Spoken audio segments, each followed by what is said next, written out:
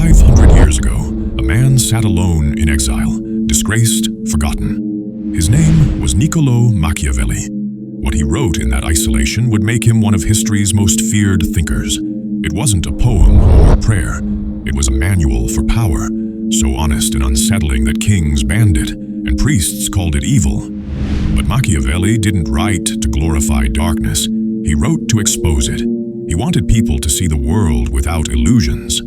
His book, The Prince, has been whispered about by rulers and leaders for centuries, because whether you know it or not, the laws he uncovered still shape your world, your workplace, your politics, even your relationships. Born in Florence in 1469, Machiavelli grew up surrounded by corruption. He saw elections rigged, justice sold, and power traded like currency. By 28, he became a diplomat, dealing with popes and warlords. But when the Medici family returned to power, everything collapsed. He was imprisoned, tortured, and exiled. In exile, he began to write The Prince, not to confess, but to fight back. A message to those who destroyed him. You think I lost everything? I learned how everything works.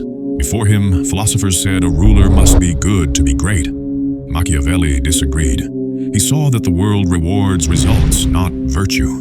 Power, he said, has no moral compass. A leader's duty is not to be good, it's to be effective. He didn't reject morality because he was cruel, but because morality alone doesn't win wars or protect nations. He separated ethics from politics. His point wasn't be evil, but don't assume others are good. His greatest example was Cesare Borgia, a man who used both fear and intelligence. When Borgia's general ruled with terror, Borgia later executed him publicly, pretending to act as a savior. The crowd that once feared him began to love him. Brutal, yes, but strategic. To Machiavelli, this was genius. Power isn't about constant force, it's about precise timing. He wrote, "It is best to be both loved and feared. But if you must choose, choose fear, because love fades, fear endures." But he warned, never be hated. Fear controls, hatred destroys. He believed appearances matter more than intentions. It is unnecessary to have all the virtues, but necessary to appear to have them. People see the show, not the truth. So, a wise leader hides his claws behind a smile. For Machiavelli, success depends on two forces, virtù and fortuna. Virtù means skill, boldness, adaptability. Fortuna means chance or luck. He said half of life is ruled by fate, but the other half is how we respond. Fortune is like a violent river.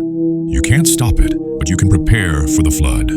Every leader, he wrote, must learn from beasts, the lion and the fox. The lion defends through strength, the fox survives through cunning. A ruler who is only a lion falls into traps, and one who is only a fox lacks force. Be both, strong and clever. Centuries later, Freud and Jung would call this the shadow, the instincts society tells us to hide. Machiavelli said, don't hide them, train them, because survival often demands what morality forbids. His most brutal truth was this: the man who lives as the world should be will be destroyed by the world as it is. Idealism is a luxury. The world doesn't reward purity, it rewards awareness. You can stay blind and be betrayed, or see clearly and survive. Ironically, The Prince was written as a job application to the same family that exiled him. They never hired him. The church banned him. He died poor and forgotten, but his ideas outlived them all. When The Prince was finally published, it was called The Devil's Work. To this day, Machiavellian means cunning and ruthless. Yet he never said cruelty is good, only that ignoring cruelty is dangerous. From medieval rulers to modern CEOs, every powerful person has studied him, publicly denying him, privately applying him, because the mask of virtue still sells, fear still rules, power still hides behind morality. And maybe that's the warning. Not that we should become wolves, but that wolves already walk among us. 5 centuries later, Machiavelli's ghost still whispers through every system of control. You don't have to admire him, you don't even have to agree, but if you ignore him, you'll never understand the game you're in. Maybe he wasn't the devil. Maybe he was the only one honest enough to tell the truth. Because sometimes understanding darkness isn't corruption, it's survival.